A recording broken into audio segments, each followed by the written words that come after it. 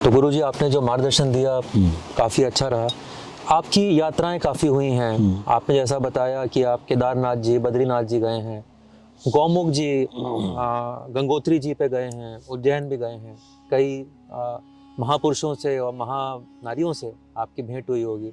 ऐसे भी कई लोग मिले होंगे जिनकी आयु को मनुष्य के वर्षों में नहीं गिन सकते। क्या आप ऐसे लोगों से मिले हैं?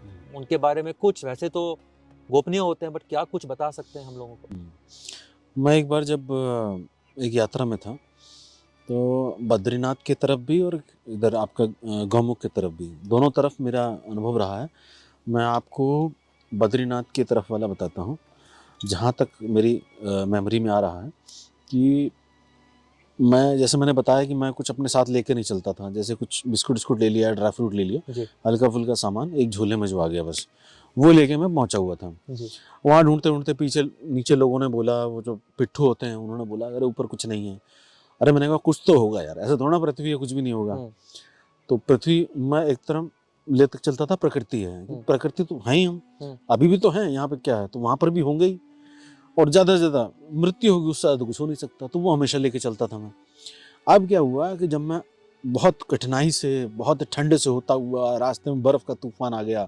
इतना तूफान आया कि वो गले के अंदर पूरी बर्फ़ जम गई, उंगलियां एकदम नीली पड़ गई, पैर नीले पड़ गए, चलने की हिम्मत नहीं हो रही।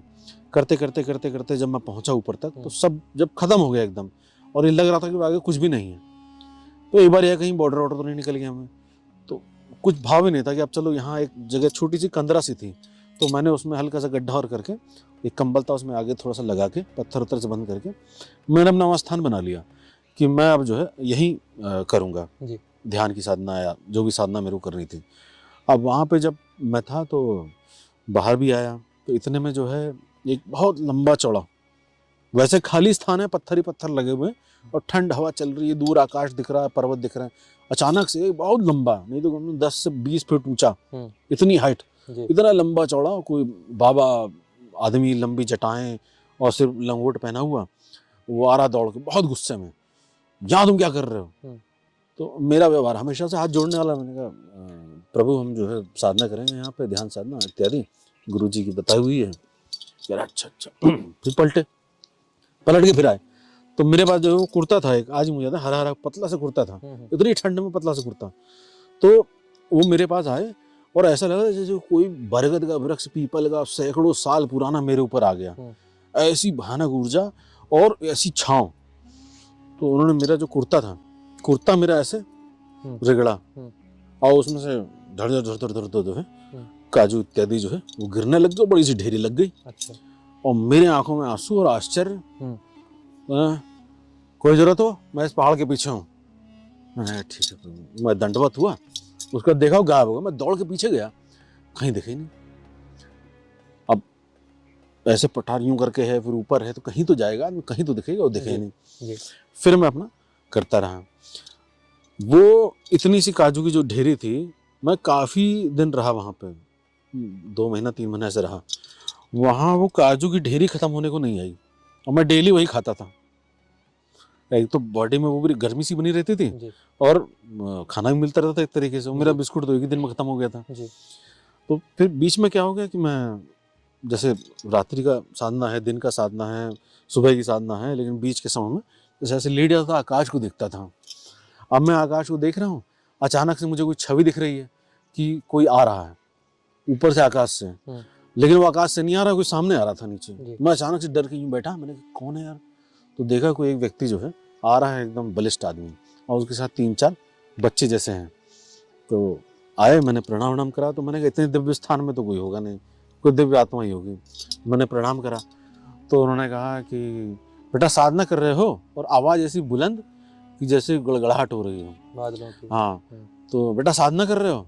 और उनके साथ के जो बच्चे थे इधर उधर जो है मेरी तरफ आने लग गए। तो मैं उनको देख उन्हीं को रहा हूँ, लेकिन मेरी दृष्टि में ये भी है कि हाँ ये इधर उधर आ रहे हैं। और एक ये भी था कि कहीं कोई गलत आदमी ना आ रहा हो। जी ठीक है। तो वो बच्चे आए और मेरा जो है कंबल अम्बल नोच लिया, जो मैंने ढक के रखा था अपनी छोटी सी गुफा को, और मेरा जो सामान वामान था उसको छेड़ने लग गए। तो मैंने कहा ऐसे करके, हाँ प्रभु साधना करने आया हूँ। अच्छा, कौन गुरु है तेरा? तो मैंने कान वान पकड़ के जो है अपना बताया परिचय। कह रहे अच्छा, क्या तू तो यहीं का ही है? क्या दिखा नहीं कभी? तो फिर मैंने कहा मैं इधर नीचे पहाड़ का हूँ, ये तो बहुत ऊपर आ गया हूँ मैं। क्या नहीं तो है इधर का ही। तो अब वो इधर का मतलब जो है वो क्या कहना चाह रहे थे कि है तो दिव्य लोक का ही, ये यहाँ कहाँ आ गया है। और मेरा नीचे कहने का मतलब था कि इधर पहाड़ का। तो भाषा का भेद हो रहा था। फिर उन्होंने कुछ संस्कृत के मंत्र मंत्र बोले, फिर वो बैठ गए, उन्होंने कुछ चीज़ें बताई मुझे। तब मैंने उनसे प्रश्न पूछा, मतलब मेरे अंदर से आ तो नहीं रहा था कि मैं हिम्मत कर पाऊँ, लेकिन फिर भी मैंने कुछ प्रश्न पूछे। मैंने कहा कि आप कहाँ रहते हैं? कह रहे मैं यहीं रहता हूँ बस।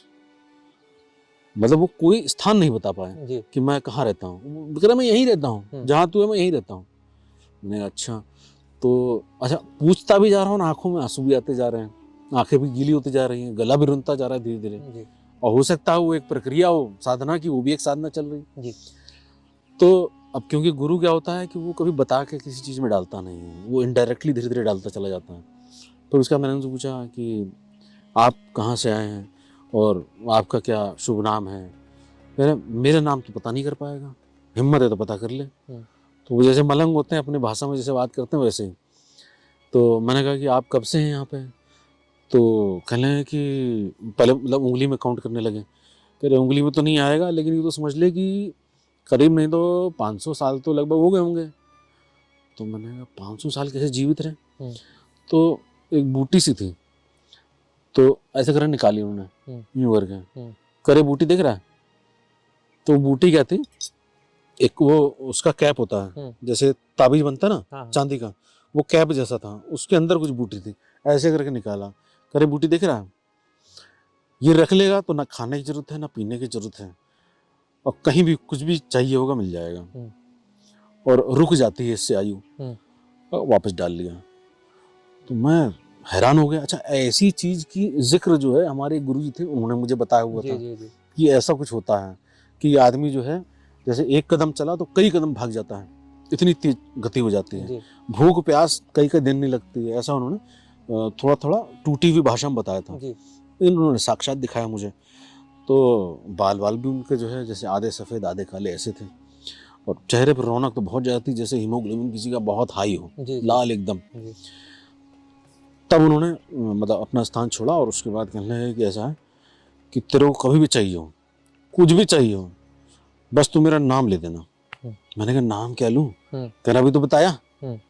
तो जैसे ही उन्होंने ये कहा ना कि अभी तो बताया, क्योंकि मुझे तो पता उन्होंने कुछ नहीं बताया, जैसे उन्होंने कहा अभी तो बताया, वैसे ही अंदर उनका नाम आ गया। अच्छा, फिर आया? मैंने हाँ आ गया। तो बस वो नाम जो है ऐसे, और